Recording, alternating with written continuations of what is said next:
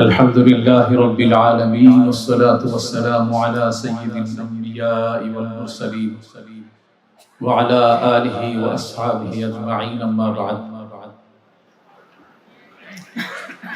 فأعوذ بالله من الشيطان الرجيم بسم الله الرحمن الرحيم إن الذين قالوا ربنا الله ثم استقاموا تتنزل عليهم الملائكة ألا تخافوا ولا تحزنوا وأبشروا بالجنة التي كنتم توعدون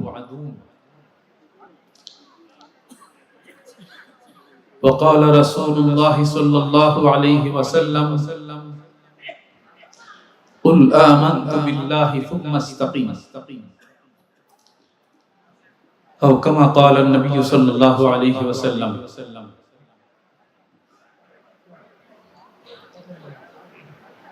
আল্লাহ পাকের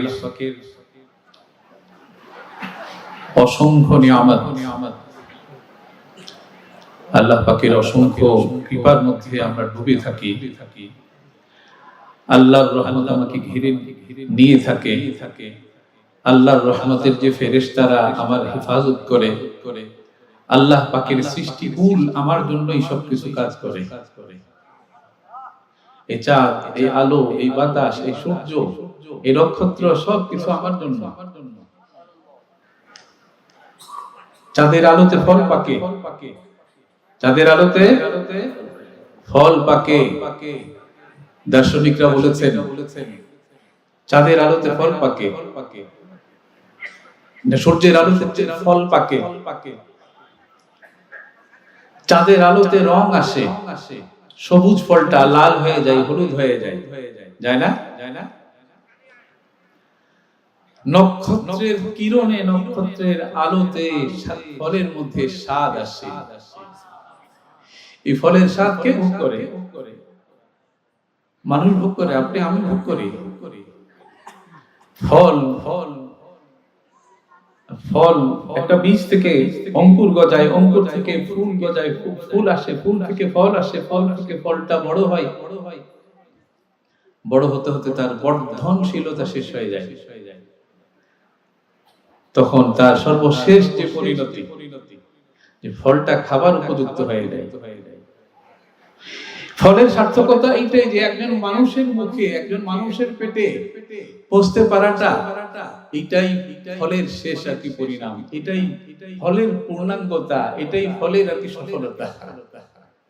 মানুষকে তৃপ্ত করা, মানুষকে তৃপ্ত করা, মানুষের শক্তি যোগানো। আমের জুসের মধ্যে ব্লাড আছে ইত্যাদি, এক একটার মধ্যে এক একটা আছে। একটা মানুষের দেহের মধ্যে অনেক কিছু আছে। তো আল্লাহ পাক একটা দেহের জন্য যা লাগে তার চেয়ে বেশি উপাদান, উপকরণ তৈরি করে রেখেছে। যে তোমার এটা লাগবে, বাস এটা আছে, ওইটা লাগবে, ওইটা আছে। ভিটামিন ডি লাগবে, সূর্যের আলো আছে। তো আল্লাহ পাকের অসংখ্য নিয়ামতের মধ্যে আমরা ডুবে আছি। আল্লাহ পাকের হেফাজতে আমরা বেঁচে আছি। আল্লাহ পাকের হেফাজতে আমাদের মৃত্যু হবে ইনশাআল্লাহ। আল্লাহ পাক যে সকল নিয়ামত আমাদেরকে দান করেছেন, যে সকল নিয়ামত আল্লাহ তাআলা আমাদেরকে দান করেছেন, সে সকল নিয়ামতের আলোচনা, সর্বশ্রেষ্ঠ যে একটি নিয়ামত, সেই নিয়ামতের আলোচনা করার আগে একটা কথা বলতে চাই। সেই কথাটা হলো যে ওয়াজ আর নসিহত, এই যে আয়োজনগুলি কেন করা হয়, লাল নীল বাতি দেখানোর জন্য নয়। প্যান্ডেলটা কেমন হলো, বক্তার সুর কেমন, তার যুক্তি কেমন, সে হাসাইতে পারে কেমন, এগুলোর জন্য নয়। এসব কথার মধ্যে কিছু বার্তা থাকে, কথাগুলোর মধ্যে কিছু বার্তা থাকে। সেই বার্তাটা বুঝতে হবে, বার্তাটাকে নিতে হবে। জীবনের আঁকে বাঁকে চলার পথে আমরা আল্লাহ থেকে বহু দূরে আর কি চলে যাই। কখনো কখনো আল্লাহ মাঝে, আমার মাঝে পর্দা পড়ে যায়। লা ইয়াজনি জানি ওয়া হুয়া ইয়াজনি, লা ইয়াজনি জানি ওয়া হুয়া মুমিন। কোন ব্যভিচারে লিপ্ত হয় না যখন তার মধ্যে ঈমান আর কি থাকে। ঈমান তার থেকে চলে যায় কোথায় সেটা ভিন্ন ব্যাখ্যা, লম্বা ব্যাখ্যা।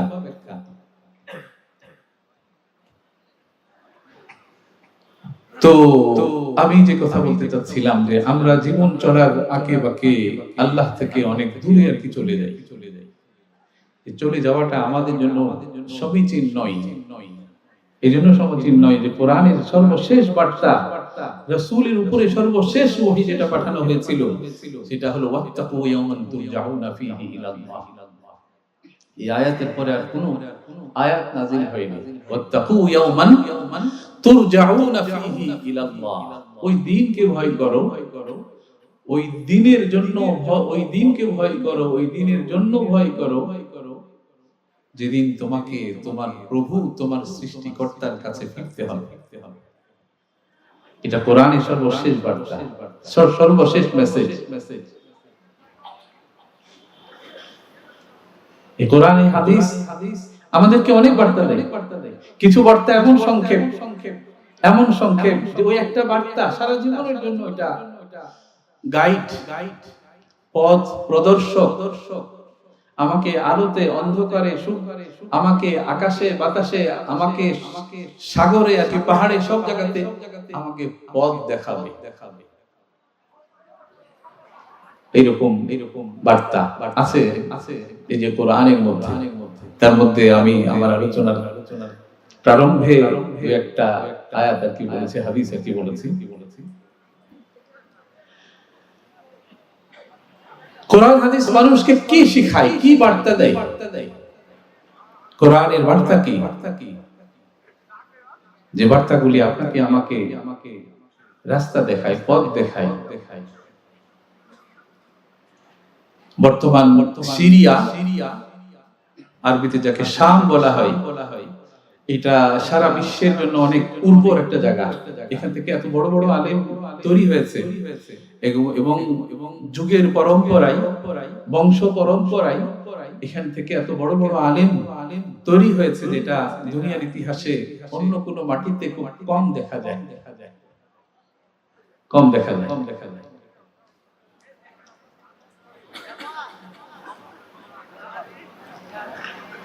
তো এই সিরিয়ার মধ্যে বাবা, দাদা, নাতি বংশ পরম্পরায় তিনজন ধারাবাহিক বিশ্ববরেণ্য আলেম ছিলেন। এলেম আর জ্ঞান আর সম্পদ এক বংশে বেশি দিন থাকে না। বুঝেন না আমার কথা? এগুলি পালা বদল হয়। তিলকাল আইয়ামু নুদাবিলুহা বাইনান নাস। আজকে তোমার, কালকে আরেকজনের। সকাল বেলার ধনী রে তুই, ফকির সন্ধ্যা বেলা। সম্পদ আর জ্ঞান থাকে না সব সময় একই খানদানে, একই রক্তে, একই ব্লাডে থাকে না। তো শেখ মোহাম্মদ আল-জারকা, শেখ আহমদ আল-জারকা, নাতির নাম হলো শেখ মুস্তাফা আল-জারকা, বিশ্ববরেণ্য আলেম, যাদের পাণ্ডিত্য এইরকম যে গবেষণা ধর্মী পড়ালেখার জন্য তাদের বই পুস্তক না ঘাটলে গবেষণার পূর্ণতা পাবে না। বুঝেন আমার কথা? আমি আপনার এলাকার মানুষ, মাশাআল্লাহ, গবেষণা পূর্ণ হবে না। তো শামের উলামাদের অভ্যাস হলো কিতাব সংগ্রহ করা, কিতাব, তাফসীরের, হাদিসের, ফিকহের, অনেক কিতাব। আর আমাদের অঙ্গনে আলহামদুলিল্লাহ এমন কিতাব আছে যেগুলি 1000 খণ্ড পর্যন্ত। একটা কিতাব, একটা তাফসীর 1000 খণ্ড। 100 খণ্ডের তো কোনো হিসাবই নাই। 100-150 খণ্ডের কোনো হিসাব নাই। তো দাদার যুগ থেকে শুরু হয়েছিল সমৃদ্ধশালী পাঠাগার, অনেক বড় আর কি পাঠাগার, রং বেরঙের কিতাব, বিভিন্ন বিষয়ের কিতাব, কিতাবে র্যাক একেবারে পরিপূর্ণ। বাবার পরে ছেলের সময় এসে এটা আরো আরো বেশি সমৃদ্ধশালী হয়। নাতির যুগে এটা সেটা তো একেবারেই যা বলা যায় সেটা বলা মুশকিল। শামী উলামাদের মধ্যে শামিল সিরিয়ার উলামাদের মধ্যে জামাউল কুতুব কিতাব সংগ্রহের একটা প্রবণতা দেখা যায় অনেক বেশি।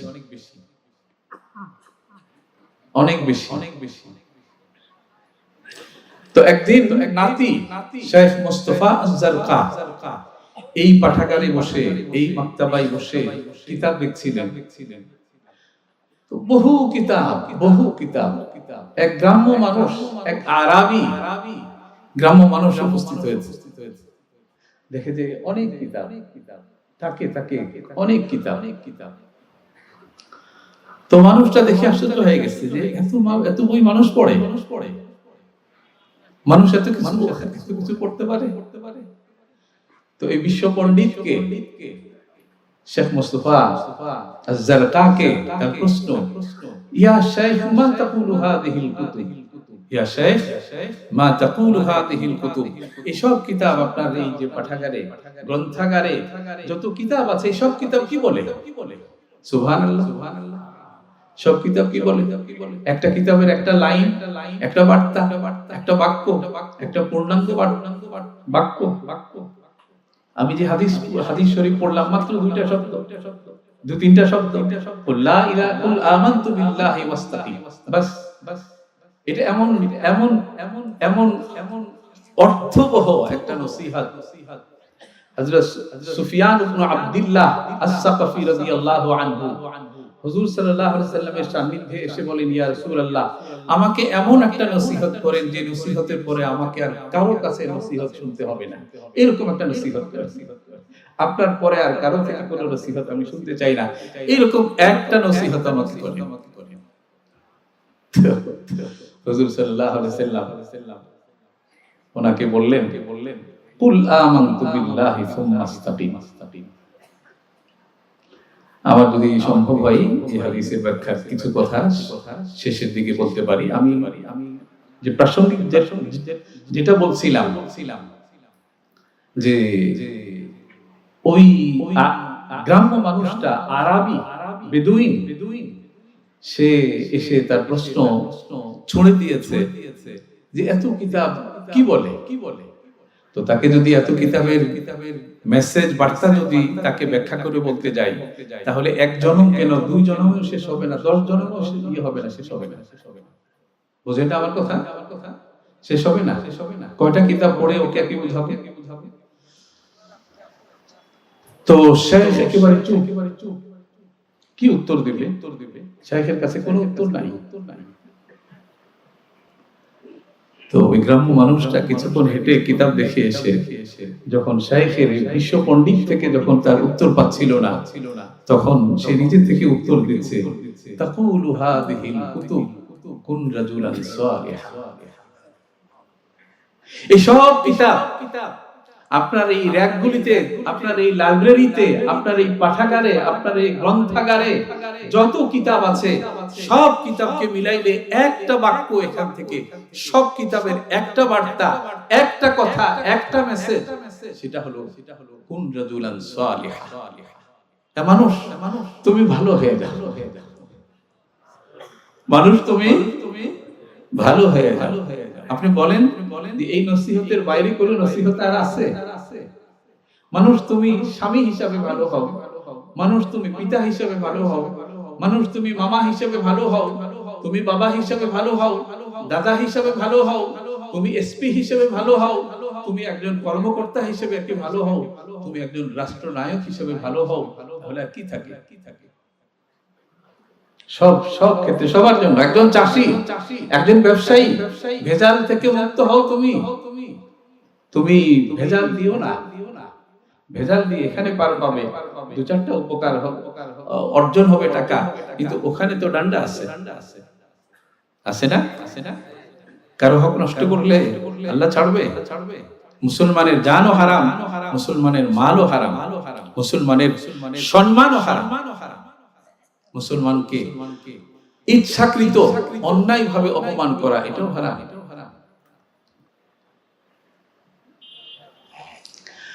তো ওই গ্রাম্য মানুষটা, মূর্খ মানুষটা, বেদুইন মানুষটা, যার কাছে কোরআন হাদিসের কোনো জ্ঞান নাই, সে মহা জ্ঞানের একটা তথ্য আমাদেরকে দিয়েছে। আমাদের ওয়াজগুলিতে ওই শেখ মুস্তাফা আজ-জারকা উনি এই উত্তর শোনার পরে উনি স্বীকার উক্তি পেশ করেছেন যে আল্লাহর কসম, তোমার এই উত্তর তাওরাত, জবুর, ইনজিল, কোরআন, বুখারী, মুসলিম, আবু দাউদ, সিহা সিত্তা আর যত সিত্তা আছে সমস্ত দ্বীনি সমস্ত কিতাবকে একসাথে করলে এই একটা কথা জিস্ট সারাংশ এটাই হবে বাহির। কোন রাজুলান সালিহা, মানুষ তুমি ভালো হয়ে যাও, তুমি পথেও ভালো হও, অফিসেও ভালো হও, মসজিদেও ভালো হও, তোমার ভালোত্বকে তুমি শুধু মসজিদের মধ্যে ধরে রেখো না, বেঁধে রেখো না। মসজিদে ভালো হওয়া যায়, অফিসে ভালো হওয়া, এটাই হলো আসল কথা। সব জায়গাতে ভালো হইতে হবে, অফিসে, আদালতে, যেখানে চেয়ারটা শুধু আমার জন্যই বলে, চেয়ারটা শুধু আমার জন্যই, চেয়ার বলে যে বাস তিনি, এনার বাইরে কেউ নাই। যেখানে আমি মহাব্যবস্থাপক, আমি জেনারেল ম্যানেজার, আমি মেজর কি জেনারেল, আমি অমুক, আমি তমুক, সেখানে চেয়ার এই কথার বার্তা দেয় যে ইনি সর্বে সর্বা। সর্বে সর্বর ওই অর্থ নয়, আক্ষরিক অর্থে। তো সবার জন্য এটা বার্তা, সবার জন্য বার্তা। রাস্তায় যে চলে তার জন্য, যে বাসায় আছে তার জন্য, যে অফিসে আছে তার জন্য, যে সাগরে আছে তার জন্য, যে স্টিমারে আছে, যে লঞ্চে আছে, যে বাসে আছে, যে ট্রেনে আছে, সবার জন্য। এই একটা বার্তা যদি মানুষ নেই, পুলিশ লাগবে না, আর্মি লাগবে না, কোর্টার কি কাচারি লাগবে না, আইল ঠেলা নিয়ে মারামারি হবে না। বোঝেন না আমার কথা? মান গায়্যারা মানাল লানাতুল্লাহি আলা মান গায়্যারা মানারাল আরদ, যে অন্যের আইল ঠেললো আল্লাহ পাকের লানত তার উপরে হবে। আল্লাহর লানত হলে আর কি লাগে? আর কিছু লাগে? আর কিছু লাগবে না।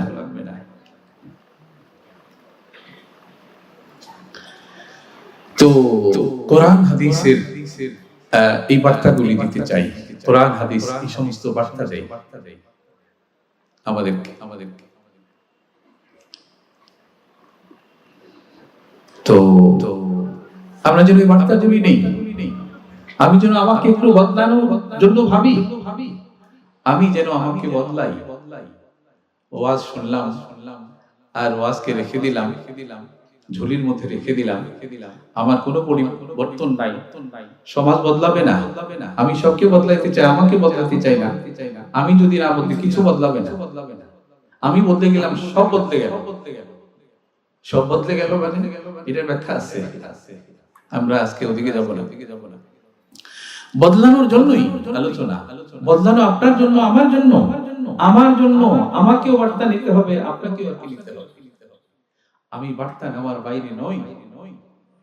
আমি বলে যাব, আল্লাহ তাআলা হিলিয়াতুল আউলিয়ার মধ্যে হযরত মালিক ইবনে দিনারের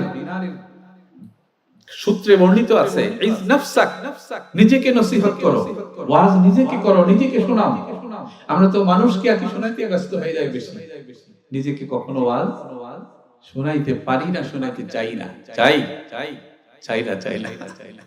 ইজ নাফসাক, হযরত ঈসা আলাইহিস সালামকে যে বলা হচ্ছে ইজ নাফসাক, নিজেকে নসিহত করো, ফা ইন তাআজতা, যদি নসিহত গ্রহণ করো, নিজে বক্তা, ফাইজিন নাসা, তাহলে মানুষকেও বলো, ওয়া ইল্লা ফাস্তাহি মিন্নি, না হলে লজ্জা করো। তো বার্তা আমাকেও নিতে হবে, আপনাকেও নিতে হবে। কেউ বার্তা নেওয়ার বাইরে নই, কেউ নই। এজন্য আল্লাহ তাআলা আমাদেরকে কিছু নিয়ে যাওয়ার তৌফিক দান করুন, কিছু অর্জনের তৌফিক দান করুন, নিজেকে বদলানোর তৌফিক দান করুন। 50, 60, 20, 30 তো চলেই গেছে, আর সামনে কয়দিন আছে কেউ জানি না আমরা, জানি কেউ জানে না। এই দুনিয়ার মহাশক্তিশালীরা যারা ছিলেন তারাও জানেন না যে তার মৃত্যুটা কখন হবে। তার সাথে মৃত্যুর কোনো বোঝাপড়া হয়নি, হবে না। মৃত্যুর সাথে সন্ধি কারো হয়নি, হয় না, কারো হয়নি, হয় না, হবে না। তো এই জন্য বার্তা নিতে হবে, বার্তা নিতে হবে। আল্লাহ তাআলা আমাদেরকে বার্তা নেওয়ার তৌফিক দান করুন। আরে আজকে না বদলালে কালকে তো বদলাবো, কালকে বদলে যাবো, আমার অজান্তে বদলে যাবো, এমন ভাবে বদলে যাবো যে আমি তখন আমার বুঝ, আমার চোখ, আমার কান কিছু চলবে না। এই জন্য আমাকে বদলাতে হবে। প্রত্যেক ওয়াজ আর প্রত্যেক নসিহত থেকে একটা হলেও, দুটা হলেও, তিনটা কথা হইলেও যদি আমি আমার মধ্যে আনতে আরম্ভ করি, কাতরুন আলা কাতরিন ইদা তাফাকাত নাহরুন ওয়া নাহরুন ইলা নাহরিন ইদা ইজতামাআত বাহরুন, ফোঁটা ফোঁটা কাতরুন আলা কাতরিন ইদা তাফাকাত নাহরুন, ফোঁটা ফোঁটায় নালা হয়, নালা থেকে নদী হয়, নদী থেকে নদী, নদীতে সাগর হয়ে যায়। কাতরুন আলা কাতরিন ইদা তাফাকাত নাহরুন। এজন্য শুরু করি আজ থেকে, কাল থেকে নয়, আজ থেকে। এই বদলানোর জন্যই ওয়াজ আর নসিহত, বদলানোর জন্যই। আল্লাহ তাআলা তৌফিক দান করুক। আমি যে কথাটা, যে প্রসঙ্গটা উঠিয়েছিলাম সেই দিকে আমি আর কি যেতে চাই যে আল্লাহ পাক আমাদেরকে সকল নিয়ামতের মধ্যে শ্রেষ্ঠ নিয়ামত দান করেছেন ঈমান। কোনো সন্দেহ নেই, কোনো সন্দেহ নাই। এই জন্য সন্দেহ নাই যে ঈমান হলো এমন জিনিস যেটা এখানেও আপনাকে আলো দেখাবে, ওখানেও আপনাকে আলো দেখাবে। ঈমান আপনাকে সামনে থেকে আপনার জন্য আর কি লড়বে। ঈমানদারকে ঈমান সব সময় হেফাজত করবে। ঈমানদারকে, ঈমানদারের ঈমান সব জায়গাতেই হেফাজত করবে, কবরে, হাসরে, সব জায়গাতে, সব জায়গা। ঈমান এখানেরও জিনিস, ওখানেরও জিনিস। ওই বাজারেও এটা বেচা কেনা হবে, ওই বাজারে এটাই চলবে। তাফাক্কাহ ফাইন্নাল ফিকহা আ'যামু কাইদি ইলাল বিররি ওয়াত তুকা আ'দালু কাসিদি। একেবারেই জান্নাত পর্যন্ত আর কি পৌঁছাবে আপনার, কেন জান্নাত পর্যন্ত আর কি পৌঁছাবে। ঈমান ওই নিয়ামত, ঈমান ওই একটি নিয়ামত। শুধু কিছু নাই, আমল নাই, কিছু নাই, শুধু ঈমান আছে। আল্লাহ পাক এক সময় জাহান্নাম থেকে বার করতে করতে করতে করতে সকলকে বের করে তারপরে বলেছেন কে আছে আর বাকি। আল্লাহ পাক শেষ কথা বলে দিবেন, যার অন্তরের মধ্যে যাররা পরিমাণ ঈমান আছে তাকেও বের করে। ঈমান এত শক্তিশালী, ঈমানের বাক্য, ঈমানের কথা, ঈমানের যে কালিমা খুব ছোট্ট, এমন বাক্য যে বাক্যের মধ্যে কোনো নোক্তা নাই। লা ইলাহা ইল্লাল্লাহ, কোন নোক্তা আছে? নোক্তাবিহীন, সব সহজ জিনিস, যেটাকে আল্লাহ পাক অনেককে সহজ করেছে। রাসূল আকরাম সাল্লাল্লাহু আলাইহি ওয়াসাল্লাম বলেছেন, কুল আমানতু বিল্লাহ। তুমি যে নসিহত আমার থেকে জানতে চেয়েছিলে যে ইয়া রাসূলুল্লাহ, আমাকে এমন নসিহত আপনি করুন যার পরে আর কারো কাছে আমাকে নসিহত শুনতে না হয়, এইরকম একটা নসিহত করে। রাসূল আকরাম সাল্লাল্লাহু আলাইহি ওয়াসাল্লাম তার জন্য এই নসিহত কি করেছিলেন, কুল আমানতু বিল্লাহি সুম্মা ইসতাকিম। বলো লা ইলাহা, তুমি আমানতু বিল্লাহ বলো, আমানতু বিল্লাহ বলো, আর এটার উপরে অটল থাকো। হযরত ওমর রাদিয়াল্লাহু আনহু ইস্তিকামতের ব্যাখ্যা করেছেন, ইন্নাল ইস্তিকামাতা আইয়াস্তাকিমা আলাল আমরি ওয়ান নাহyi।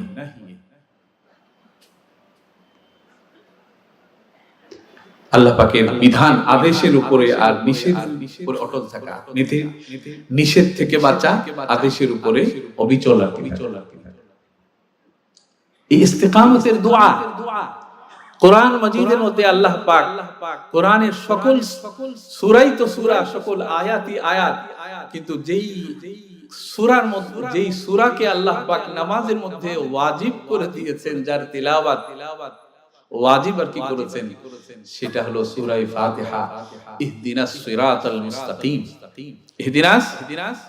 রাসূল নামাজ পড়লেও এটা পড়েছেন, উম্মতের নামাজেও এটা পড়তে হবে, গাউস কুতুব আর আবদাল সমস্ত মুত্তাকিদের জন্য এটা পড়তে হবে। এই দোয়া সবার জন্য, এই দোয়া সবার জন্য।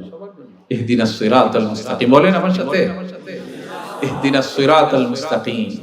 ইয়া আল্লাহ, সিরাতে মুস্তাকিমের উপরে আপনি সিরাতে মুস্তাকিমের পথ দেখান। উলামায়ে কেরাম বলেন যে সিরাতে মুস্তাকিম হলো মা বাইনাল ইফরাত ওয়া তাফরিদ, বাড়াবাড়ি ছাড়াছাড়ি মাঝে সীমাকে অতিক্রম না করে মাঝামাঝি থাকাটাই হলো সিরাতে মুস্তাকিম। বাড়াবাড়িও নয়, নিজের থেকে কোনো ব্যাখ্যাও নয়, আবার কোনো বাড়ানোও নয়, কোনো কম করাও নয়, এটাই হলো সিরাতে মুস্তাকিম। সকলের জন্য এই দোয়া ওয়াজিব। রাসূল আকরাম সাল্লাল্লাহু আলাইহি ওয়াসাল্লাম, সাহাবা, তাবিঈন, তাবিঈন সবার জন্য কিয়ামত পর্যন্ত যত মুমিন মুসলমান যারা কি নামাজ পড়বে প্রত্যেকের জন্য এই দোয়া পড়া ওয়াজিব। ওয়াজিব না? ফাতিহা ছাড়া নামাজ হবে? ওয়াজিব তো অবশ্যই কি তরক হবে। এজন্য অনেক বড় আর কি নিয়ামত, এটা অনেক বড় আর কি নিয়ামত। মানুষ অনেক লম্বা অনেক আর কি ঘটনা আছে এগুলি, যে অনেকেই ঈমান আনার পরে কোনো আমলের সুযোগই পাননি, কিন্তু আল্লাহ পাক তাদেরকে জান্নাত আর কি দিবেন। ঈমান এত আর কি শক্তিশালী জিনিস। এজন্য আল্লাহ পাক আপনাকে আমাকে ঈমানের নিয়ামত দান করেছেন, ঈমানের নিয়ামত দান করেছেন। অনেক জ্ঞান বিজ্ঞানের মালিক বানাননি, অনেক বড় অট্টালিকার মালিক আপনাকে আমাকে বানাননি, অনেক অর্থ অনেক আর কি ক্ষমতার মালিক হয়তো বানাননি, কিন্তু আল্লাহ পাক আপনাকে আমাকে মুমিন বানিয়েছে। হযরত ইমাম আযম রাহমাতুল্লাহি আলাইহির সম্পর্কে একটা ঘটনা অনেক প্রসিদ্ধ। আমি এখনো কোনো মাসাদির সহিহা গ্রহণযোগ্য কোনো এতে আমি এখনো পাইনি। ইবরতের জিনিস, উপদেশের জিনিস, এই জন্য আলোচনা হইতে পারে। ইমাম আজমকে এসে কেউ আর কি জিজ্ঞেস করলো যে আপনার দাড়িটা উত্তম না বকরির যে দাড়ি আছে এটা উত্তম? ইমাম আজম রাহমাতুল্লাহি আলাইহি বলেছেন যে না, এটার উত্তর এখন নয়, মৃত্যুর পরে এটার উত্তর হবে, এর আগে বলা যাবে না। কি ব্যাখ্যা? বলে যে আমার যদি মৃত্যু ঈমানের উপরে হয় তাহলে আমারটাই উত্তম, আর আমার মৃত্যু যদি ঈমানের উপরে না হয় তাহলে আমার যে ওই বকরিরটাই উত্তম। ঈমান মানুষের মধ্যে বিশাল একটা পার্থক্য তৈরি করে দেয়। সেই নিয়ামত, সেই ঈমান আল্লাহ তাআলা আপনাকে আমাকে দান করেছে, আপনাকে আমাকে দান করেছে। কোরআন মাজিদের মধ্যে যে আয়াতটা পড়েছিলেন, ইন্নাল্লাযীনা ক্বালু রাব্বুনাল্লাহু সুম্মা ইসতাকামু, যারা এই কথা বলেছে, যে স্বীকারোক্তি আর কি দিয়েছে, রাব্বুনাল্লাহ আমাদের প্রতিপালক, আমাদের স্রষ্টাকে আল্লাহ। ইন্নাল্লাযীনা ক্বালু রাব্বুনাল্লাহ সুম্মা ইসতাকামু, তারপরে সে এটার উপরে অবিচল আর কি থাকলো, তার ঈমানের উপরে অটল থাকলো। হাদিসে পাকের মধ্যে বলা হয়, মান কানা আখিরু কালামিহি লা ইলাহা ইল্লাল্লাহু দাখালাল জান্নাহ, যার সর্বশেষ কথা হবে লা ইলাহা ইল্লাল্লাহ, সে জান্নাতে যাবেই যাবে। জান্নাত তার জন্য নিশ্চিত। হ্যাঁ, গুনার জন্য হয়তো কিছু শাস্তি ভোগ করতে হতে পারে, কিন্তু যে এই স্বীকারোক্তিটা দেয়নি, আরো ভালো কাজ আর কি করেছিল সে, তার জন্য এই সিদ্ধান্ত নাই সে জান্নাতে যাবে না। আল্লাহ পাক আপনাকে আমাকে ঈমানের নিয়ামত দান করেছেন। ইন্নাল্লাযীনা ক্বালু রাব্বুনাল্লাহ সুম্মা ইসতাকামু, তারপরে সে এই কথার উপরে অবিচল ছিল যে আমার প্রতিপালক আল্লাহ, এটার উপরে সে অটল ছিল, অবিচল ছিল। সুম্মা ইসতাকামু তাতানাজ্জালু আলাইহিমুল মালাইকা, তাদের উপরে ফেরেশতাদের আগমন ঘটবে, ফেরেশতারা অবতরণ কি করবে, সাধুবাদ, অভিবাদন, স্বাগতম, ওয়েলকাম, এগুলির জন্য আসবে। কখন আসবে? দুনিয়ার জীবনে নাকি মৃত্যুর সময়, এটা নিয়ে মতভেদ আছে। আসবে মৃত্যুর সময় আমরা ধরি, মৃত্যুর সময় যদি ফেরেশতা এসে আমাকে সুসংবাদ দেয়, তাহলে মৃত্যুর পরে আর কোনো চিন্তা আছে? আর কোনো চিন্তা নাই। প্রথম ঘাটি এটা এক্সিট। এখানে যদি আমার সবকিছু চেক সব পার হয়ে যায়, আমাকে যদি না আটকানো হয়, তাহলে প্লেনের সিটে বসতে আমার জন্য কোনো বাধা না। প্লেনের সিটে বসা নিশ্চিত হইলে গন্তব্যে পৌঁছাও নিশ্চিত হবে ইনশাআল্লাহ। প্লেনে ওঠার আগে দেখবেন হবে চেকিং হয়, কয়েক স্তরে হয়। ইমিগ্রেশনের আগে একেবারে খুব কঠিন ভাবে হয়। পাস করে গেলে বাস সিল কি পড়ে যায়, তারপরে সে শুধু আগে বাড়তে থাকে। এক গেট থেকে আরেক গেট, আরেক গেট থেকে আরেক গেট, গেটে পড়তে গেট পার করতে করতে গিয়ে সে তার আসলে বসে যায়। এটাই তোমার জায়গা, এটাই তোমার কে, এটাই তোমার স্থান। প্লেনের আসন তোমার, তুমি প্লেনের যাত্রী। এই প্লেনে চড়ে তুমি ফুলসেরাত পার হয়ে তুমি তোমার শেষ ঠিকানায় চলে যাবে।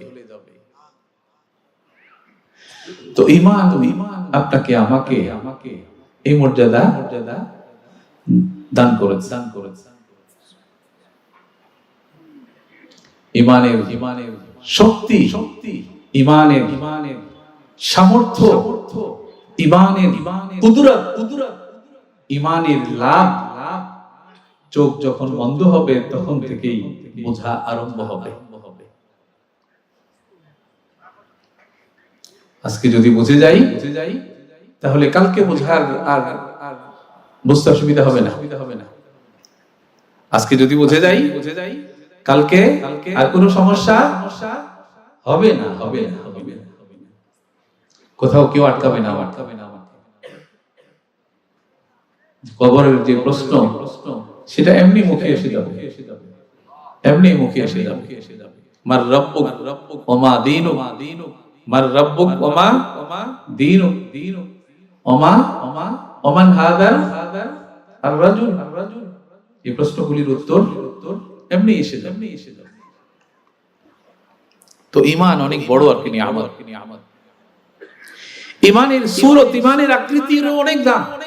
এই টুপি, এই দাড়ি, এটারও অনেক দাম আছে। লম্বা আলোচনা হয়ে যাবে, আমি ওদিকে যাব না। আমি আমার এই প্রসঙ্গটার একটা পর্যায়ে পৌঁছতে চাই।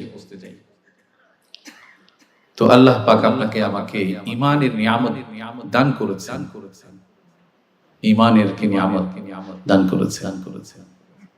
ঈমানের সাথে কথা হলো যে আল্লাহই সব, যা কিছু হয়, যা কিছু হয়েছে, যা কিছু হবে, সব কিছুর কে আদেশদাতা কে?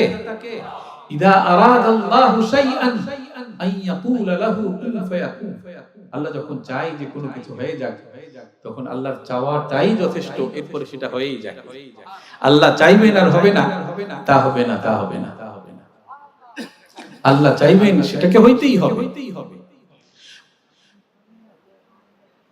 ওয়া মা তাশাউনা ইল্লা আন ইয়াশা আল্লাহু রাব্বুল আলামিন। তুমি যা চাও সেটা হয় না, হবে না। অনেক সময় হযরত জাফর সাদিক অনেক বড় বুজুর্গ ছিলেন। হযরত আলী রাদিয়াল্লাহু আনহু সম্ভবত দৌহিত্র, হযরত জাফর সাদিক অনেক বড় ব্যক্তি ছিলেন। তো ওনাকে একদিন এসে কেউ জিজ্ঞেস করলো যে আপনি আল্লাহকে চেনেন? আপনি আপনি আল্লাহকে চেনেন? বলে হ্যাঁ চিনি। তো ওই প্রশ্নকারী বলে আমাকে একটু চেনেন? তো জাফর সাদিক রাহমাতুল্লাহি আলাইহি বলেন আরাফতু রাব্বি বিফাসকিল আযাইম, আরাফতু রাব্বি বিফাসকিল আযাইম, আমি আমার প্রভুকে, আমি আমার রবকে, আমার প্রতিপালককে চিনেছি এভাবে যে আমি অনেক সময় অনেক কিছু করতে চাই, সেটা হয়ে ওঠে না।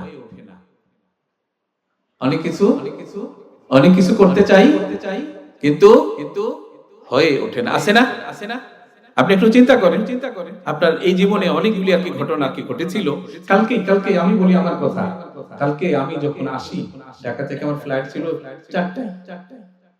আমার ক্যালকুলেশন ছিল যে আমি রাজশাহী এয়ারপোর্টে 4:35 ইনশাআল্লাহ করব আর কি, ল্যান্ড করব। তো ডিপার্চার টাইমের থেকে রানওয়েতে এসে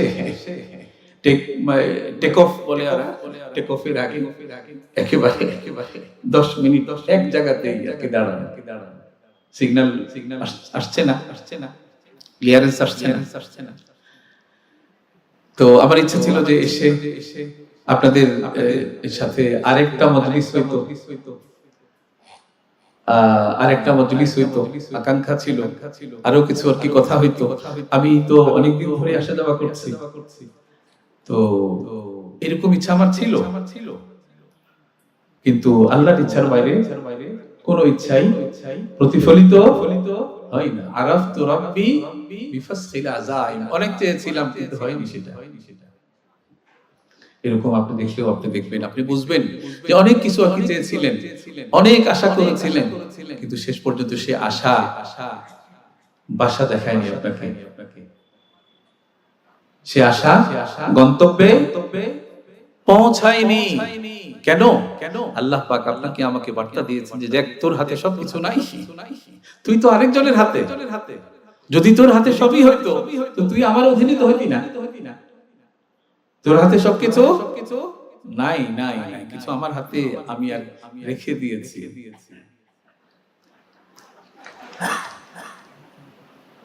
ফালাম্মা নাসু মা যুকিরু বিহি ফাতাহনা আলাইহিম আবওয়াবা কুল্লি শাই হাত্তা ইযা ফারিহু আখাযনাহুম বাগতাতান ফাইযা হুম মুবলিসুন। মানুষ যখন আমাকে ভুলে যায়, আমার নসিহত উপদেশকে ভুলে যায়, মানুষ যখন আমাকে কোনো আল্লাহ যে আছে কোনো কেয়ারই করে, মানুষের কাছে তো এটাই বোঝা যায় সে এমন ভাবে চলে, এমন ভাবে করে, এমন ভাবে মারে, এমন ভাবে জুলুম আর অত্যাচার আর কি করে, তার কোনো হিসাবই হবে না। আল্লাহু আকবার। সে মনে করে যে তাকে আর কি ধরার মতো কেউই নাই। আর আজকে যেটা হচ্ছে, আজকে যেটা ঘটছে সেটা আজকেই শেষ, কালকে এটা নিয়ে আর কি কিছুই হবে না। মানুষের কীর্তি কলাপে এমনটা তো বোঝা যায়, অনেক সময় বোঝা যায় না। স্বামী স্ত্রীর উপর, স্ত্রী অনেক সময় স্বামীর উপরে, জালিম মাজলুমের উপরে এমন ক্ষিপ্রতা দেখায়, এমন ক্ষমতা দেখায়, সে মনে করে যে আমি তো আমি। আরে তুমি কিছু নও, তুমি কিচ্ছু নও। মাররাল মুহাল্লাব আলা মালিক ইবনে দিনার মুতাবাখতিরান, মুহাল্লাবের সামনে দিয়ে, বড় ব্যক্তি ছিলেন, তার আলোচনা এখন কি করতে চাচ্ছি না। মুহাল্লাবের সামনে দিয়ে মালিক ইবনে দিনারের সামনে দিয়ে মুহাল্লাব হেঁটে যাচ্ছিল, বড় ব্যক্তি ছিলেন। মাররাল মুহাল্লাব আলা মালিক ইবনে দিনার মুতাবাখতিরান, দাম্ভিকতার ছলে হেঁটে যাচ্ছিল। আছে না অনেক ঘাটা, একটু দেখলে আর কি বোঝা যায় যে লোকটার অহংকার কি দেখাচ্ছে। মুতাবাখতিরান, আল্লাহ বলেছেন লা তামশু ফিল আরদি মারহা, আমার ভূপৃষ্ঠে অহংকারের ছলে হেঁটে না। এই ভূপৃষ্ঠ তুমি বানাওনি, এটাকে চলার উপযুক্ত আমি বানিয়েছিলাম। ওয়া ইলাল আরদি কাইফা সুতিহাত, এই মাটিকে চলার মতো উপযোগী আমি বানিয়েছিলাম, তুই বানাসনি। তোর সেই ক্ষমতা নাই, তোর সেই সামর্থ্য নাই। তোর কেন সমস্ত দুনিয়ার মানুষ শুরু আর শেষ পর্যন্ত সবাই যদি চাই, তাহলে এরকম একটা ভূমি, এই ভূপৃষ্ঠে যেটা আছে সেরকম একটা গ্রহ কেউ বানাতে পারবে? নাসার বিজ্ঞানীরা বসে বসে স্যাটেলাইটের মাধ্যমে গ্যালাক্সি দেখে, আর চন্দ্র দেখে, চাঁদ দেখে, গ্রহ দেখে, উপগ্রহ দেখে, সবকিছু দেখে। তাদের বিবেকের উপরে ধিক্কার যে তারা ওই গ্রহ পর্যন্ত থেমে যায়, গ্রহ সৃষ্টিকর্তা পর্যন্ত তারা বুঝতে পারে না। আরে তুই গ্রহ দেখলি, গ্রহ আবিষ্কার করলি, একবার ভাবলি না যে এটা কে বানালো? हिच चीजें खुद ब खुद चीजें ना शुद, हिच चीजें खुद ब खुद चीजें ना शुद। কোন দুনিয়ার কোন জিনিস নিজে থেকে তৈরি হয়নি। এটা এই যে আমার সামনে লাউড স্পিকার, এটা এমনি হয়েছে নাকি? এমনি এখানে হাজির হয়েছে? এটা একটা ফ্যাক্টরিতে হয়েছে আর কি তৈরি। ফ্যাক্টরিতে যেভাবে হয় ওইভাবেই এটাকে পরে বাজারজাত আর কি করা হয়েছে। বাজার থেকে এটা গ্রাহকের হাতে এসেছে, গ্রাহক থেকে অনেক পরে এখানে এসেছে। এই চেয়ারটা এমনি হয়েছে এখানে? এমনি হয়নি। দুনিয়াতে কোনো জিনিস এমনি হয় না। প্রত্যেক জিনিসের তৈরি প্রস্তুতকারক আছে। মেড ইন চায়নাও আছে, আর মেড ইন জাপানও আছে, মেড ইন জার্মানিও আছে, মেড ইন সুইজারল্যান্ডও আছে, মেড ইন আল্লাহও আছে।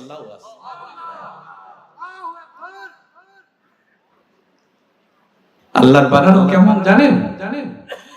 আল্লাহ এত বড় আর্কিটেকচার, পানির মধ্যে নকশা আঁকে, সে নকশা মিটে না। দুনিয়ার কোন আর্কিটেকচার, আমেরিকা ইউরোপের সমস্ত আর্কিটেকচার, হার্ভার্ড আর অক্সফোর্ড আর ক্যামব্রিজের সমস্ত বিজ্ঞানীকে এক জায়গায় করলে পানিতে নকশা করে কোন আর্টিস্টের আর্ট টিকবে না। আল্লাহর নকশা পানিতে টিকে যায়। আপনি আমি তো সেই পানির নকশা। মা আর বাবার নাপাক পানির মধ্যে আপনার আমার এই চেহারার অবয়বকে আল্লাহ তাআলা এঁকেছিলেন, আঁকেননি? আপনার হাতটা কেমন হবে, আপনার কানটা কেমন হবে, আপনার নখগুলি গোল হবে না মোটা হবে, এই সব কিছু আল্লাহ এঁকেছেন। আল্লাহর সেই পানিতে আঁকানো নকশা মিটেছে? মিটেনি। শেখ সাদি বড় পণ্ডিত ছিলেন, উনি বুঝাচ্ছেন কে করে দস্তে পর আবে সুরত গরি, দুনিয়াতে কে আছো তোমরা যে পানির মধ্যে নকশা এঁকে সেই নকশাকে টিকাবে? তুমি কে আছো? পানির মধ্যে নকশা আঁকা যায়, টিকানো যায় না। এদিকে হাত দিয়ে যদি কেউ এরকম আঁকা হবে না, কিন্তু সেটা টিকবে না। আল্লাহ এত বড় আর্কিটেকচার। তো মেড ইন আল্লাহ যেটা, সেটা অন্য জিনিস। এটা শোনে না, এই লাউড স্পিকার এটা শোনে না, এটা বলে না। এটা একটা জড় জিনিস, একটা জড়। যতক্ষণ আমার আওয়াজ মুখে আসে ততক্ষণ সে আমার আওয়াজটাকে একটু উঁচু করবে, আমি স্টপ, তো এটাও স্টপ। ঠিক না?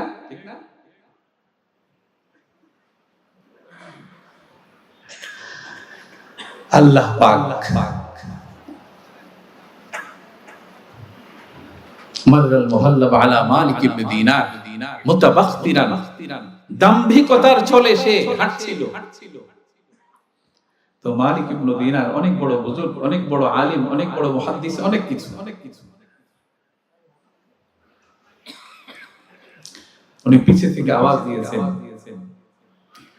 আমা তাআলাম, তুমি জানো না আন্নাল্লাহ ইয়াকরাহু হাযিহিল মাশিয়া, এভাবে চলাকে আল্লাহ তাআলা অপছন্দ করেন, তুমি জানো না? তো মুহাল্লাব অনেক বড় মানুষ, বড় হোমড়া তোমরা, অনেক সম্পদ, অনেক কিছু, তার আলোচনা আছে অনেক লম্বা। তো সে বলে আমা তারিফুনি, তুমি আমাকে চেনো না? আমি কে? আমাকে বলো, আমাকে উপদেশ দাও তুমি। অনেক মানুষ আছে না কি সমাজে, যে মুয়াজ্জিন ইমামে আর কি কিছু বললে কোন উপদেশ আর কি নিতে চায় না। এত বড় কথা, আমারে উপদেশ দেশ তুই, মানে উনি উপদেশের ঊর্ধ্বে আর কি। উনি কে? দুনিয়াতে কখনোই এই নীতি অনুভব, এই নীতি এটা যেন আমাদের মধ্যে না আসে যে আমি সবকিছুর ঊর্ধ্বে। এটা এটা অহংকার, এটা দাম্ভিকতা, এটা আল্লাহ তাআলা পছন্দ করেন না।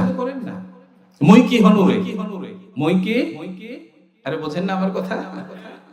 এখানে হনুরের লোকই আমি, এখানকারই লোক। মই কি হনুরে, আরে তুমি কিছুই হওনি, কিচ্ছু হওনি তুমি। তো ওই মুহাল্লাব বলে, মুহাল্লাব বড় ব্যক্তি, তার অনেক এদিকের ওইদিকে সবই অনেক কিছু ছিল, আর কিছু ছিল। সে বলে আমা তারিফুন, আরে আমাকে চিনো না তুমি, আমাকে নসিহত, আমাকে উপদেশ। তো মালিক ইবনে দিনার রাহমাতুল্লাহি আলাইহি বলছিলেন, ক্বালা বালা, কেন চিনি না তোমাকে? আমি অবশ্যই চিনি, আমি তোমাকেও চিনি, আমি আমাকেও চিনি, আমি তোমাকেও চিনি, আমি আমাকেও চিনি। আর কেমন চিনি শোনো, আউয়ালুকা নুতফাতুন মাদিরা, মানুষ তোমার শুরুটা, তুমি মুহাল্লাব হও আর তুমি হারুন আর রশিদ হও, তুমি ফিরাউন হও আর কারুন হও আর হামান হও, তুমি সিকান্দার হও আর তুমি তুমি আর কি সুলাইমান হও, তুমি যেই হও না কেন, আউয়ালুকা নুতফাতুন মাদিরা, তোমার শুরুটা হলো নাপাক পানি, যেটা গন্ধযুক্ত, যেটা এরকম যা মানুষের দেহ থেকে বের হইলে মানুষের উপরে গোসল করা, পবিত্রতা অর্জন করা ফরজ হয়ে যায়। তুমি তো সেটা দিয়ে কি তৈরি, তুমি এমন একটা উপাদান দিয়ে কি তৈরি, যেটা মানুষকে নাপাক করে দেয়, মানুষকে নাপাক আর কি করে দেয়, সেই নাপাক থেকে তুমি তৈরি। আউয়ালুকা নুতফাতুন মাদিরা ওয়া আখিরুকা জিফাতুন কাদিরা, আর তোমার শেষ কি জানো? শুরু তো হলো যে তুমি ছিলে নাপাক, নাপাক তো শুধু নও, নাপাক তোমার কারণে নাপাক হয়েছে মানুষ, সেই নাপাক থেকে তুমি তৈরি। আর তোমার শেষ হলো জিফাতুন কাদিরা, তুমি পচা, ছড়ানো, পচানো, দুর্গন্ধযুক্ত একটা মৃত দেহ, মৃত লাশ। মৃত্যুর পরে একটা লাশকে যদি 24 ঘন্টা কেউ রাখে তো রাখতে পারবে? ছেলেও বাপের লাশকে 24 ঘন্টা কেন, 8 ঘন্টাও রাখবে না, রাখবে রাখবে না, রাখবে না, রাখেনি, রাখবে না, রাখেনি, রাখবে না। এটাই সত্য, এটা সত্য শুধু না, এটা মহাসত্য। মৃত্যুর যে বড় মহাসত্য আর কিছুই নাই। কাফের আর মুশরিক, বস্তুবাদী আর যে কোনো বাদী হোক, কোন বাদরাই মৃত্যুকে অস্বীকার আর কি করেছে দুনিয়ার ইতিহাসে কেউ দেখাতে পারবে না। আল্লাহ বলেছেন, কুল ইন্নাল মাউতাল্লাযী তাফিররুনা মিনহু ফাইন্নাহু মুলাকীকুম, মৃত্যু থেকে ভাগতে চাও, যেখানেই ভাগবে সেখানেই গিয়ে উপস্থিত হবে। তো ওয়া আখিরুকা জিফাতুল কাদিরা, তোমার শেষ হলো কি? পচা, দুর্গন্ধযুক্ত, ছড়া একটা জিনিস, লাশ। কুকুরেও তো পচা জিনিস তো খায় না, খায়, পাখিও তো খায় না। ওয়া আনতা ফীমা বাইনা যালিকা তাহমিলুল আদিরা, আর এই শুরু আর শেষ, বললাম তো শুরু আর শেষও বললাম, আর মাঝেরটা কি জানো? বলে মাঝেরটা হলো যে তুমি এমন মানুষ যে তোমার পেটের মধ্যে তুমি কিছু গু গোবর নিয়ে সব সময় হাঁটো। তোমার পেটটা 2 ইঞ্চি কেন 1 ইঞ্চি, 1 ইঞ্চিও লাগবে না বোধহয়, 1 ইঞ্চি যদি ছিদ্র করা হয় তাহলে শুধু নাপাকি নাপাক। তো তুমি তো সেই মানুষ, তুমি তো কি সেই মানুষ। যাই হোক, আমি যে কথাটা বলছিলাম যে আল্লাহ পাক আমাদেরকে ঈমানের বড় দৌলত দান করেছেন, ঈমানের শ্রেষ্ঠ আর কি নিয়ামত। আলহামদুলিল্লাহিল্লাযী হাদানা ওয়া মা কুননা লিনাহতাদিয়া লাউলা আন হাদানাল্লাহ, সকল প্রশংসা ওই আল্লাহর, যে আল্লাহ আমাদেরকে হিদায়াত দান করেছেন, ঈমান দান করেছেন। আলহামদুলিল্লাহিল্লাযী হাদানা, যে আল্লাহ আমাদেরকে হেদায়েত আর কি দান করেছেন। ওমা কুন্না লিনাহতাদিয়া, আমরা কখনোই হেদায়েত পেতাম না,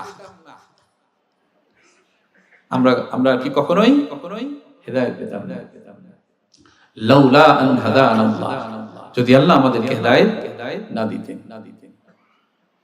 আবু তালিবের হেদায়েত হয়নি,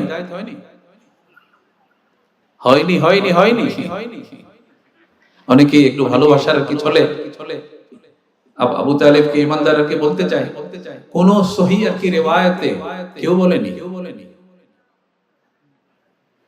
যাই হোক, এটা এখানকার আলোচনার বিষয় নয়। আল্লাহ পাক আপনাকে ঈমান আর আমাকে ঈমানের নিয়ামত দান করেছেন। ঈমানকে সংরক্ষণ আর কি করতে হবে, যেটা সবচেয়ে বেশি দামি জিনিস, মানুষ সেটাকে সর্বোচ্চ পন্থায় সংরক্ষণ করে না। স্বর্ণ সবচেয়ে কি দামি জিনিস, হীরা জওহর মুক্তা সবচেয়ে দামি জিনিস, এটাকে একেবারে সিন্ধুকের সিন্ধুক, তার সিন্ধুক, তার সিন্ধুক, 14 গোষ্ঠীর সিন্ধুক পার করে ওইখানে রাখে, এমন ভাবে রাখে যেন চোর ডাকাতে আসলেও, সিন্ধুক ভাঙলেও যেন ওইটা না পায়। ব্যাংকের লকারে আর কি রাখে, কেন? সম্পদের হেফাজতের জন্য, সম্পদের হেফাজতের জন্য। এই জন্যই তো মানুষ যখন অসুস্থ হয়ে যায় তো তার জানের হেফাজতের জন্য মানুষ ইন্ডিয়াতে যায়, মানুষ সিঙ্গাপুরে যায়, থাইল্যান্ডে যায়, মানুষ ইউরোপ আর আমেরিকাও পাড়ি দিতে দ্বিধা করে না, যার কাছে অর্থ আছে। জানকে বাঁচাইতে হবে, হার্টের ব্লককে দূর করতে হবে। তো সম্পদের হেফাজত যদি আমি বুঝি, জানের হেফাজত যদি আমি বুঝি, তাহলে মুমিন আর ঈমানদার, ঈমানের তো হেফাজত কি করা দরকার। সম্পদের হেফাজত হলে ঈমানের হেফাজত কি করতে হবে না? অবশ্যই কি করতে হবে। কোন চোরে যেন স্বর্ণ চুরি করতে না পারে, এটা যেমন একজন মুমিনের চিন্তায় থাকবে। কোন রোগে যেন আমাকে মৃত্যু পর্যন্ত আর কি পৌঁছাইতে না পারে, এটা যেমন মাথায় থাকবে, তেমনি এই কথাটাও মাথায় থাকতে হবে যে চোর আর ডাকাতে যেন আমার ঈমানকে চিন্তায় করতে না পারে। কোন বাদ আর কোন ইজম যেটা কোরআন হাদিসের বাইরে, এরকম কোন ইজমের দিকে ঝোঁকা যাবে না। মোবাইলের যুগ এখন, মোবাইলের যুগ, গ্লোবালাইজেশনের যুগ, পুরা বিশ্বকে হাতের মুঠোয়, এটাকে বলেই তো মুঠোফোন, স্মার্টফোন।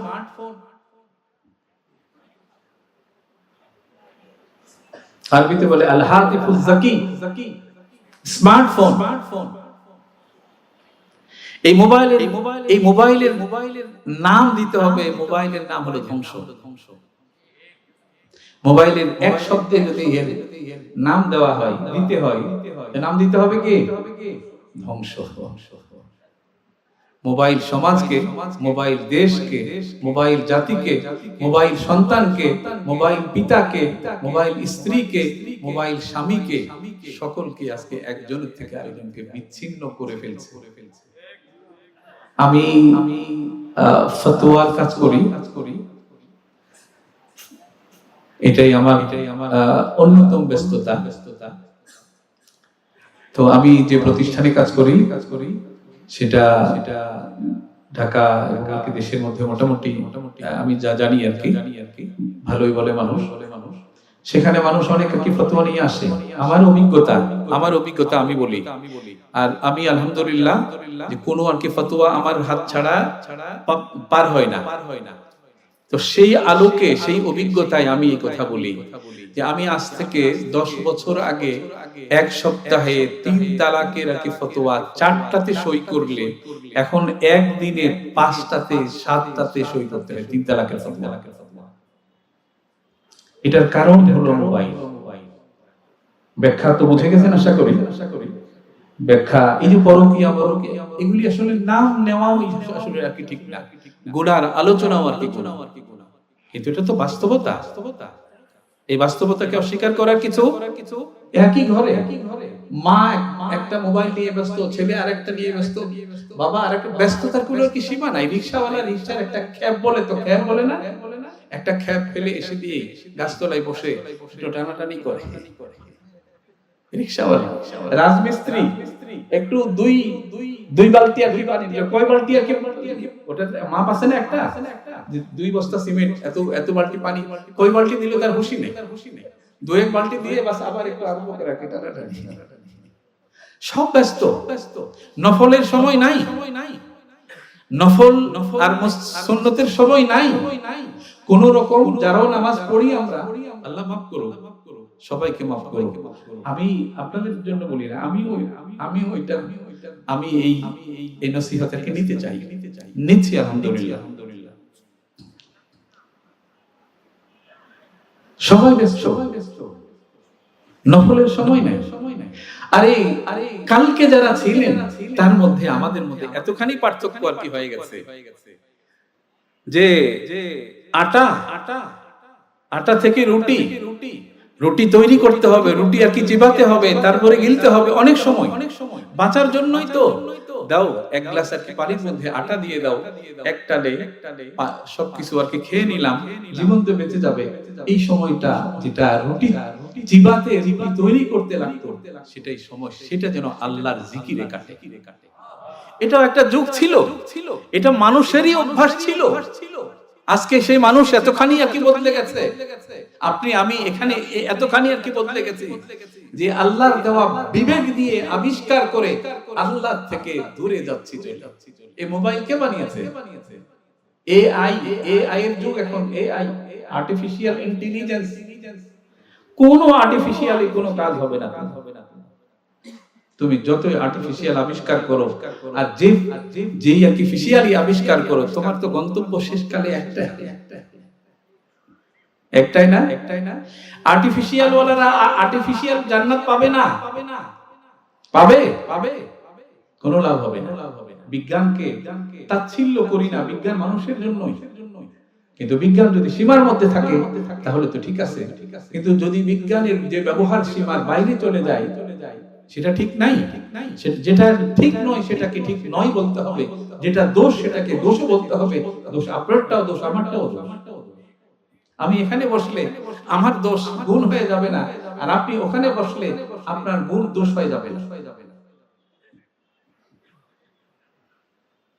বুঝেন আমার কথা? আমি যে কথাটা মূল আর কি কথায় আমি অনেক দূর এদিক সেদিক কি হয়ে গেছি। ঈমান সবচেয়ে বড় আর কি নিয়ামত, সবচেয়ে বড় দামি সম্পদগুলো, সবচেয়ে মূল্যবান সম্পদগুলো মানুষ যেভাবে সংরক্ষণ আর কি করে, ঈমানকেও সংরক্ষণ করতে হবে। ঈমানকে হারালে চলবে না। ঈমানকে হারানোর বহু আয়োজন আজকে চলছে। কাদিয়ানি মতবাদ, আহলে কোরআনের মতবাদ, সব এক একজন এক এক নাম। আর ফেসবুক, অমুক বুক, সব বুক, এগুলি যখন আর কি ছাড়বেন 10 জনের 10 কথা।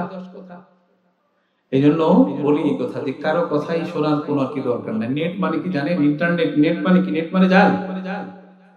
জালের মধ্যে যখন জাল মারবেন তখন মাছ উঠবে, কাঁকড়া উঠবে, সাপ উঠবে, সবকিছু উঠবে।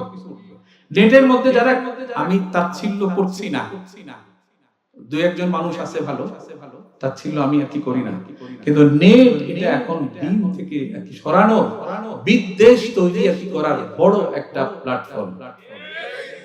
একজনকে অন্যজনে তাচ্ছিল্য করা, একজন অন্যজনকে ভয়, অন্যজনকে ভুল বলার বড় একটা প্ল্যাটফর্ম। ওই ঠিক, ওই ভুল, আমি ঠিক, এটা বলার বড় একটা প্ল্যাটফর্ম। যে এই কথা বলে যে ওই ভুল আমি ঠিক, সে কখনোই ঠিক নয়। সে যত যুক্তিবাদী হোক আর তর্কবাদী হোক, সে ঠিক নয়। মানুষেরটা দেখার আগে নিজেরটা তো দেখো। এই যে ইশারা করে না মানুষ, একটা তো অন্যের দিকে গেল, সবগুলি তো আবার দিকে। তো নিজেরটাও দেখতে হবে যে আমি কোথায় আছি। কালকে আমাকে নিয়েই হবে সব। তো এক এক জনের এক এক কথা, এগুলি শোনার কোনো আর কি দরকার নাই। সাহাবায়ে কেরামের যুগ থেকে নিয়ে দ্বীন শেখার যে পদ্ধতি, সেটা সবচেয়ে আর কি নিরাপদ। কি জানার আছে আসে, গ্রহণযোগ্য ব্যক্তি থেকে শোনেন। নেটে যারা বলে তাদের কোনো আর কি দায়িত্ব নাই, তার ওখানে কে ধরবে? আপনি মোবাইলের স্ক্রিনের উপর যদি লাঠি দিয়েও মারেন, ওর গায়ে লাগবে নাকি? এই তুই ভুল বলছিস কেন, তোরে পিটাই লাগবে গায়ে? কোনো কোর্ট কাচারি হবে না। তো এজন্য এগুলি শুনতে যাওয়া ঠিক না।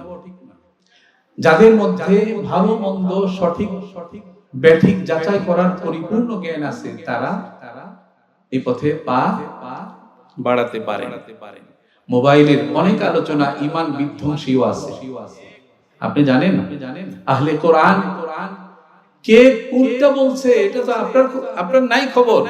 সে খুব সূক্ষ্মভাবে আপনাকে ধুয়ে দিল, আপনার ব্রেন ওয়াশ করলো, মানে আর কি ধুয়ে দিল। এজন্য দ্বীন শেখার নবুয়তের যুগ থেকে আজ পর্যন্ত যেটা ছিল সেটাকে আঁকড়ে ধরেন, তাহলে ইনশাআল্লাহ ঈমানের হেফাজত হবে। আর কোনো বাদের দিকে যাওয়ার কোনো দরকার নাই। মা আনা আলাইহি ওয়া আসহাবি, ইখতিলাফে ভরা। এই মোবাইলের আগে মানুষ এত ইখতিলাফ কি জানতো না, কারণ সে সময় পৌঁছানোর কোনো উপায়ও এত আর কি ছিল না। তো কি বলছিলাম আমি শেষ কথাটা? ঈমান আর কি ধ্বংসের একটি কারণ। অনেকের আলোচনা এরকম আছে, আহলে কোরআন যারা হাদিসকে ইনকার করে দেয়, হাদিস আর কি লাগবে না, হাসবুনা কিতাবুল্লাহ, শুধু আল্লাহর কিতাব আমার জন্য আর কি যথেষ্ট। তুমি আল্লাহর যে তুমি কোরআনের মর্যাদা আর কি বাড়াইতে গিয়ে হাদিসকে তুমি আর কি নিষেধ করলে। ওটাও ওহী, এটাও ওহী, দুটাকেই মানতে হবে। লা ইলাহা ইল্লাল্লাহ বলবা আর মুহাম্মাদুর রাসূলুল্লাহ বলবা না, এটা হবে না। কোনো বাদ আর কি চলবে না। রাসূল আকরাম সাল্লাল্লাহু আলাইহি ওয়াসাল্লাম হযরত ইরবাজ ইবনে সারিয়া রাদিয়াল্লাহু আনহু থেকে বর্ণিত আছে, সাল্লাল্লাহু বিনা রাসূলুল্লাহ সাল্লাল্লাহু আলাইহি ওয়াসাল্লাম, আমি আমার সময়ের শেষ অংশে এসে গেছি, শেষ পর্যন্ত পৌঁছে গেছে। এই হাদিসটার অর্থ করে আমি শেষ করব। আসলে এটাই আমার মূল আলোচনার বিষয় ছিল, কিন্তু কথা এদিক সেদিক কি হয়ে গেছে। হযরত ইরবাজ ইবনে সারিয়া সুফার একজন কি সাহাবী, আনিল ইরবাজ ইবনে সারিয়া রাদিয়াল্লাহু আনহু قال صلى بنا رسول الله صلى الله عليه وسلم ذات يوم ثم أقبل علينا بوجهه فوعظنا موعظة بليغة ذرفت منها العيون ووجلت منها القلوب فقال رجل يا رسول الله كأن هذه موعظة مودع فأوصنا قال أوصيكم بتقوى الله والسمع والطاعة وإن كان عبدا حبشيا فإنه من يعش منكم بعدي فسيرى اختلافا كثيرا فعليكم بسنتي وسنة الخلفاء الراشدين المهديين تمسكوا بها وعضوا عليها بالنواجذ. এই হাদিসের সংক্ষেপ সারমর্ম, রাসূল আকরাম সাল্লাল্লাহু আলাইহি ওয়াসাল্লাম একদিন সাহাবাদের কিনে নামাজ আর কি পড়াইলেন।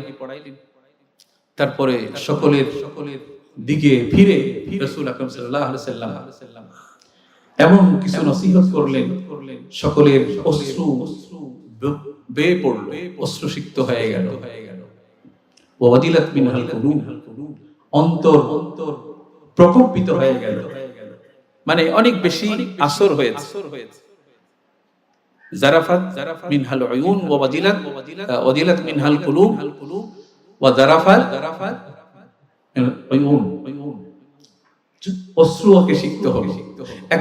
একজন আর কি সাহাবী বললেন, ইয়া রাসূলুল্লাহ, আপনার আজকের এই নসিহত তো যেন আপনি বিদায় বেলায় মানুষ যে নসিহত করে, যে ওসিয়ত করে, নসিহত তো নয়, কি করে ওসিয়ত করে, সেটার মতো হচ্ছে।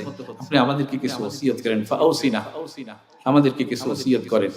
হুজুর বলেন যে ঠিক আছে, ফাউসিকুম বিতাকওয়াল্লাহ, আমার ওসিয়ত, নসিহতের চেয়ে ওসিয়ত অনেক বড়। ওসিয়ত খুব সংক্ষেপে হয়, সবচেয়ে যেটা কি গুরুত্বপূর্ণ, মৃত্যুর আগে মানুষ যা বলে, বুঝেন না আমার কথা? হুজুর সাল্লাল্লাহু আলাইহি ওয়াসাল্লাম বলেছেন, উসিকুম বিতাকওয়াল্লাহ, আল্লাহকে ভয় করো। এটাই আমার উপদেশ, এটাই আমার ওসিয়ত, এটাই আমার কি ওয়াসসামি'i ওয়াত-তাআ। আমিরের অনুসরণ আর কি করো, মানে ফিতনা ফাসাদের মধ্যে একটা জামাতের সাথে চলো তুমি, একটা জামাতের সাথে চলো, জামাতের জন্য আমির আছে, সে আমিরকে মানো। ওয়াসসামি'i ওয়াত-তাআ ফাইন্নাহু মান ইয়াঈশ মিনকুম বা'দ, যে আমার পরেও, আমার ইন্তিকালের পরেও যে বেঁচে থাকবে, ফাইন্নাহু মান ইয়াঈশ মিনকুম বা'দি ফাসায়ারা ইখতিলাফান কাসীরা, আমার পরে যারা বেঁচে থাকবে তারা বিভিন্ন মতবাদ, বিভিন্ন পন্থা, বিভিন্ন মত, বিভিন্ন পথের আবিষ্কার হইতে দেখবে। রাসূল আকরাম সাল্লাল্লাহু আলাইহি ওয়াসাল্লাম বলেছেন, ইয়াতি আলা উম্মতি মা আতা আলা বনি ইসরাঈল হাসবান নাহল বিন নাল তাফাররাকাত বনু ইসরাঈল আলা 72 ওয়া তাফতারিকু উম্মতি আলা 73। বনু ইসরাঈলের যে অবস্থা হয়েছিল, আমার উম্মতের মধ্যে সেই অবস্থা হবে। বনু ইসরাঈলের মধ্যে 72 ফিরকা হয়েছিল, আমার উম্মতের 73 ফিরকা হবে। আর এই 73টার মধ্যে একটা ফিরকা হবে নাজি, যারা আখিরাতের মধ্যে বিনা হিসাবে পার হয়ে যাবে। রাসূল আকরাম সাল্লাল্লাহু আলাইহি ওয়াসাল্লামকে জিজ্ঞাসা কি করা হলো, ইয়া রাসূলুল্লাহ এরা কারা? মা আনা আলাইহি ওয়া আসহাবি, মা আনা আলাইহি, যারা আমার এবং আমার সাহাবীদের পদাঙ্ক অনুসরণ করে। কেউ বলে যে আপনি সাহাবীকে মানা যাবে না, এরা ভুলের ঊর্ধ্বে নয়, এরা হকের মানদণ্ড নয়, এরা সত্যের মাপকাঠি নয়। বিবেক দিয়ে সবকিছু চিন্তা আপনি করেন না। নহর জায়ে মারকাব তামা তাখতান কে জাহা সফর বা ইয়াদান বা ইয়াদান দাখতান, আকলের ঘোড়া, আকলকে সব জায়গায় চালানো যায় না। সাহাবায়ে কেরামের, সাহাবাদের আদালত সম্পর্কে, এদের সত্যের মাপকাঠি হওয়া সম্পর্কে আল্লাহ পাকের শাশ্বত বাণী। আল্লাহ পাক বলেছেন, আমিনু কামা আমানান নাস, ইয়া আইয়ুহাল্লাযীনা আমানু আমিনু কামা আমানান নাস। ঈমানদাররা, তোমরা যদি ঈমানদার হইতে চাও তাহলে ঈমান আনো। কাদের উপরে ঈমান আনো? কাদের মতো ঈমান আনো? কামা আমানান নাস। নাস মানে কি? সাহাবায়ে কেরাম। এই নাস মানে কে? সাহাবাদের ঈমানের মতো ঈমান আনতে বলা হয়েছে। আপনি যদি বলেন যে না, এরা আর কি মাপকাঠি নয়, তাহলে কি বললেন আপনি? আল্লাহ বলেছেন, উলাইকাল্লাযীনা ইমতাহানাল্লাহু কুলুবাহুম লিত্তাকওয়া, এদের পরীক্ষা নিয়ে এরা পাস করেছেন, এদের থেকে পরীক্ষা নেওয়া হয়েছে, পরীক্ষা নিয়ে পাস করেছেন। এটা আরেকটা অনেক বিস্তারিত একটা বিষয়, যেটা একেবারে শেষে এসে গেছে। আল্লাহ তাআলা সবাইকে, আমি কথা বলছি, মত পথের ঊর্ধ্বে এসে আহলুস সুন্নাহ ওয়াল জামাআর সাথে থাকতে হবে। উলামায়ে হাক্কানি রব্বানি, উলামায়ে হাক্কানি রব্বানি কে খুঁজতে হবে। পাওয়া যাবে এখনো, পাওয়া যাবে এখনো ইনশাআল্লাহ। যদি পাওয়া না যেত, আল্লাহ পাক কে দুনিয়াকে রাখতেন না, এখনো আর কি পাওয়া যাবে। এইজন্য খুঁজতে হবে, না খুঁজেই কোনো অভিযোগ অনুযোগ এটা গ্রহণযোগ্য হবে না। তো সঠিক পথের উপরে থেকে আল্লাহ পাক আপনাকে আমাকে ঈমানের উপরে, সহি ঈমানের উপরে, ঈমান আমার যেন কেউ লুণ্ঠন করতে না পারে, চুরি করতে না পারে। মালের হেফাজতের মতো, জানের হেফাজতের মতো ঈমানের হেফাজত লাগবে। ভুলকে ঠিক বলার কোনো সুযোগ নাই।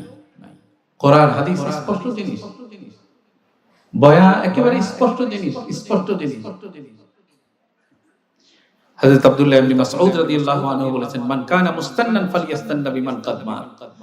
যাই হোক, আল্লাহ তাআলা আপনাদের আমাদের সকলকে হকের উপরে থেকে, ঈমানের উপরে থেকে, উলামায়ে হাক্কানি রব্বানির সাথে থেকে আল্লাহ পাক আমাদেরকে মৃত্যু পর্যন্ত এটার উপরে অটল থেকে মরার তৌফিক দান করুন।